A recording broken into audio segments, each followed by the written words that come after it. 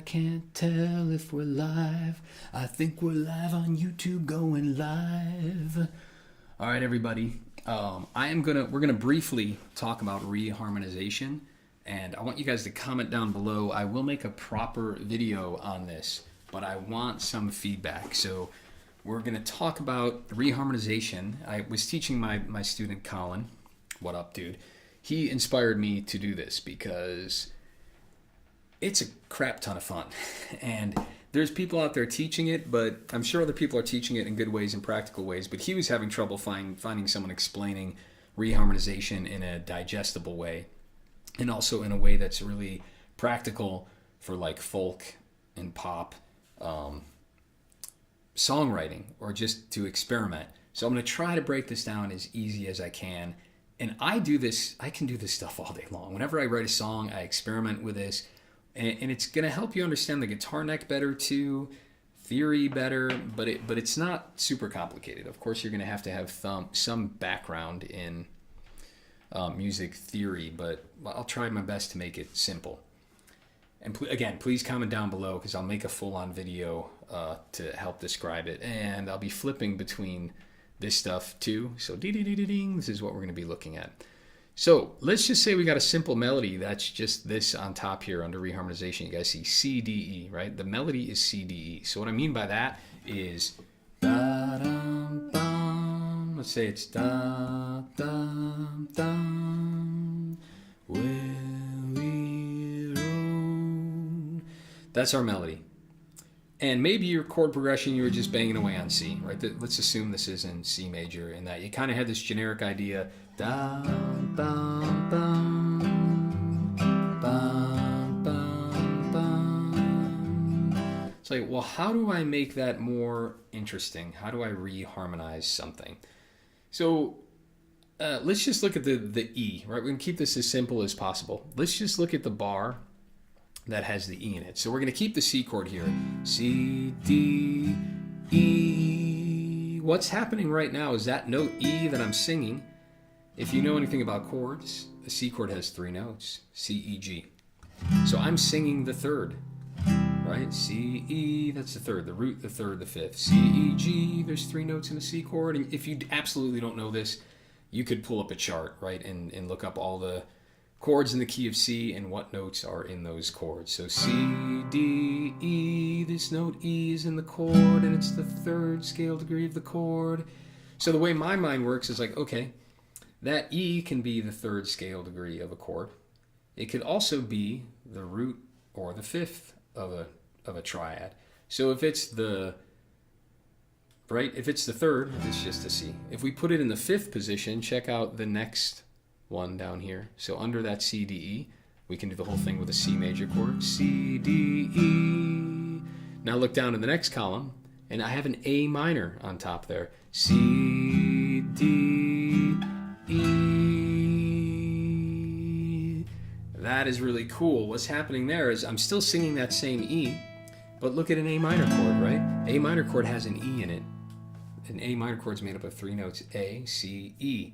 So now the E is it's the 5th of an A minor chord. It was the 3rd of a C chord, and it's the 5th of an A minor chord.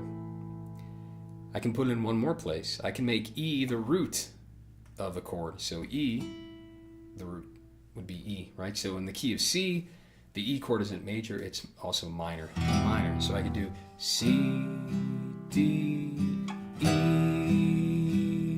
C, D, A minor, E,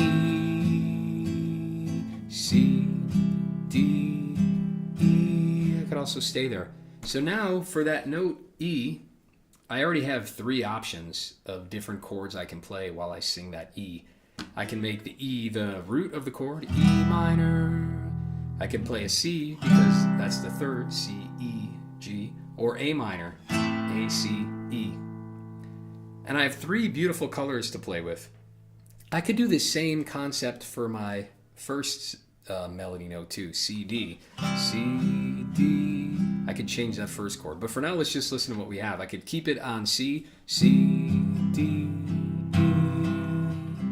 I like shoes. I like shoes. do also do the A minor. That was E minor. I like shoes. All of these fun ways to start coloring a melody. Then from there, let me share you something. So that's the easiest way to think about it is I made, let me see here, I'll go through like this. So here we made this E, it happened to be the third of the chord. Here the E is the fifth of the chord. Here the E is the root of the chord. And then what if E is the seventh of the chord? Now this takes some music theory thinking, but that seventh, it would be an F chord. The seventh of an F chord, F, A, C, E, right? So E is a major 7 when you play an F chord. And guys, I don't know how to see your comments. I still haven't figured that out. I thought I figured it out because I got my little window up, but maybe I have to, yeah, comments and reactions, but that's not popping up. Post to all, likes music method, YouTube. I'm not seeing them. Comment if you guys are out there. That might be helpful. All right, so let's try it with that F major 7. Right, that's playing an F chord, but having that, right, that E still rings out on top, so I can play an F. E, but I'm singing the E, or I can play the E on the guitar too. Bum, bum, bum. Bum, bum, bum. Took a really, what sounded like a bland melody at first, is now quite beautiful. C, D, E. And I could sing the same melody, but just change the second chord every time, right? Dum, dum, F, bum, bum, E minor, ba, dum, dum, da, da, dum, A minor, bum, bum,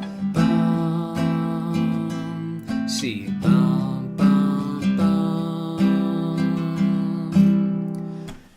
All of a sudden, as an artist, right, a painter, you have all these different color palettes to choose one from, and they're right there. They're always right there, hiding in plain sight. If you don't know theory, I know this sounds complicated, but with some flashcards, I mean, within a month of not even a real hard work, you can memorize, certainly in the key of C, you can memorize all these concepts, right? Learn what 3 notes are in a C chord, a D minor chord, E minor, F, G, A minor, B diminished. Spend the time to memorize those things. It'll take you 2 weeks, and it's going to really help you connect a lot of musical thoughts. The next thing on here, this gets a little funky, and if you're doing jazz, maybe this is cool. I'm not going to like necessarily recommend that you guys do this, but right, so then it could be like, all right, well, can that E be like the 6th of a chord? And then that would be like a G chord, right? G, A, B, C, D, E. 1, 2, 3, 4, 5, 6. So I could play like a G6, and that has an E in it. Da, dum, bum, C, D, G chord. Gets even funkier. Where like if that E is a 2nd scale degree or a 9th, right? That would be a D minor 9. Bum, bum, bum.